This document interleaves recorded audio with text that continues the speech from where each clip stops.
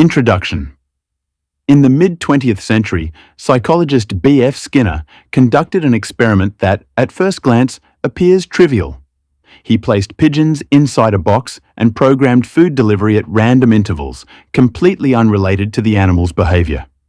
Over time, the pigeons began repeating specific movements, turns, head tilts, bodily sequences, as though those actions themselves caused the food to appear. No such causal relationship existed. Yet, from the perspective of the animal, the pattern was obvious. This phenomenon is not merely a curious laboratory detail. It reflects a fundamental property of cognitive systems. Faced with uncertainty, the brain searches for regularity. Where no clear explanation exists, it constructs one.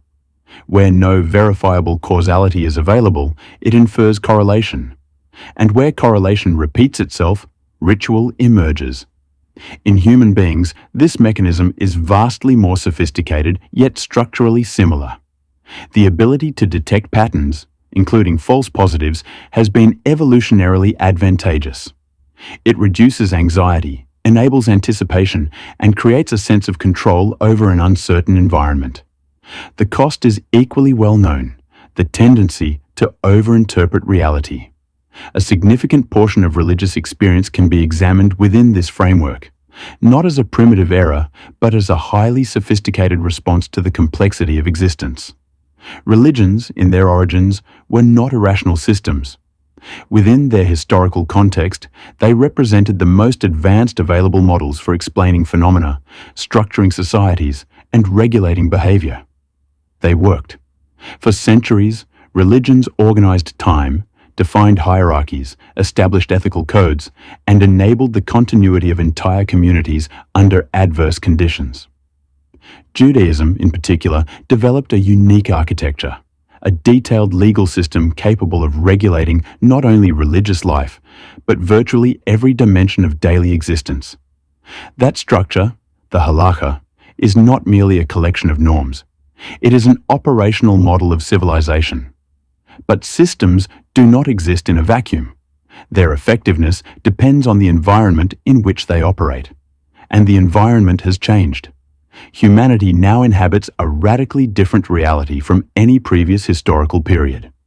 Access to information has become immediate, massive, and continuous. The ability to compare, contrast, and verify ideas is no longer constrained by geography, language, or institutional hierarchy. The construction of knowledge has decentralized. Platforms such as Google, Amazon, and OpenAI operate upon volumes of data exceeding any historical library.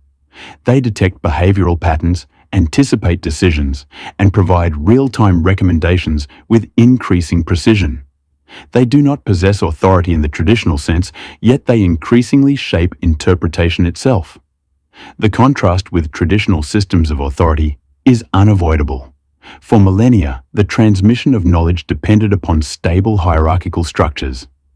Interpretation, ethical guidance, and legal resolution were mediated by figures whose legitimacy derived from continuity and specialization. That model responded to a real necessity. Without broad access to information, social coherence depended on custodianship. Today, that condition no longer dominates.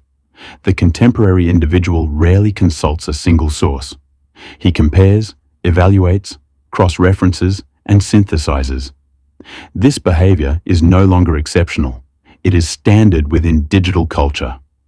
As a result, any closed normative system enters into tension with an open informational reality. Within contemporary Judaism, and especially within the State of Israel, this tension acquires a specific form. It is not merely a conflict between tradition and modernity, but between two different speeds of interpretation. On one side stands a cautious, accumulative dynamic oriented toward preserving continuity and minimizing deviation.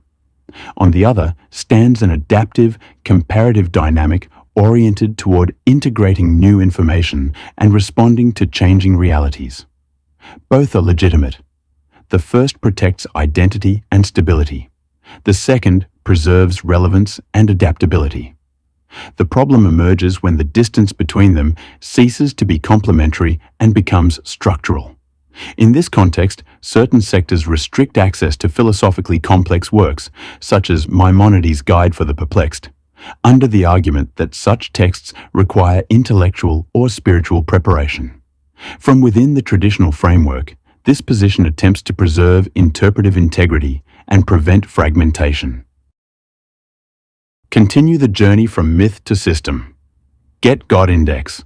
From Myth to System on Amazon Kindle.